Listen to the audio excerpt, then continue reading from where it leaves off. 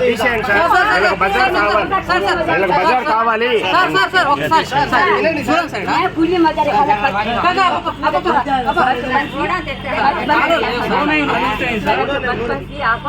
क्या काम करे ना हिसाब में वो छोड़े रखने को दुकान पहले एक खरीदा ले खरीदा था उनको बोल को दुकान रखनी अब देखो सा खरीदा थी सामने को सा दुकान रख दे सब तो घर ना है क्या ना है भाड़े घर देखो जिला था सब जो बच्चे उतने ही है देखा क्या तो होगा काय అన్ని రావు కదా పెద్దమ్మా, నీకు దారి కావాలి, రోడ్డు కావాలి, దీనికి కాలువ కావాలి, ఆ షాప్ తీయకూడదంటే ఇన్ని చేయలేండి. నేను దేవుని కాదు కదా, ఇక్కడంటే రావు అన్ని.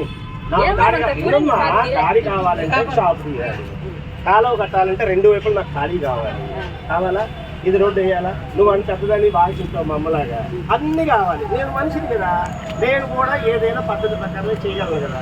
అడ్డాలు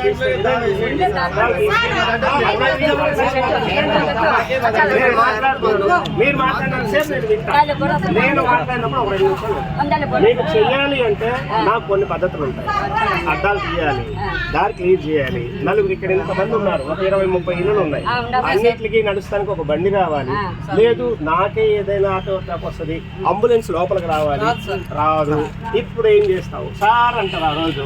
లేదు ఆ పిల్లలు ఆ చనిపోయిన మనిషి ఇంకోళ్ళు ఇబ్బంది పడతారు. రోడ్డు ఉంది, లేకుండా వాళ్ళ సొంత ఆస్తులకి మున్సిపాలిటీ కానీ గవర్నమెంట్ కానీ ఎప్పుడు రాదు. ఇది మీ రోడ్డు వేస్తాము, మీరు కాలువ అడిగారు చూస్తాము. ఒక్క సమస్యలు తీసుకొచ్చి ట్యాప్లు కావాలంటే వేయాలి. ఎక్కడ ఇవన్నీ నువ్వు చెప్పు.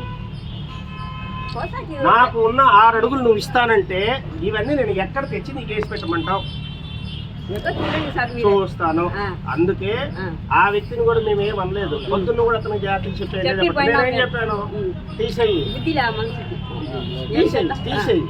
తీసేసిన తర్వాత నువ్వు చిన్న కొట్టే పెట్టుకుంటాను అంటే రోడ్ వేసాక నీకు బంకుకి ఇబ్బంది లేదు, జేడు పెద్ద మనిషి బంకుకి ఏమి ఇబ్బంది లేదు అని నేను ఉదయం 6 గంటలకు వచ్చి 8:30 చెప్పి వెళ్ళా.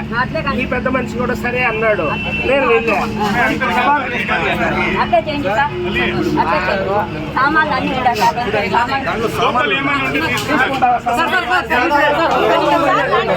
బాబు ఎక్కడి నుంచి లాస్ట్ ఎండ్ పాయింట్ ఉందో అక్కడ నుంచి ఒక ఎస్టిమేషన్స్ అడిగేయండి. 1 లక్ష కూడా అవుతాయి.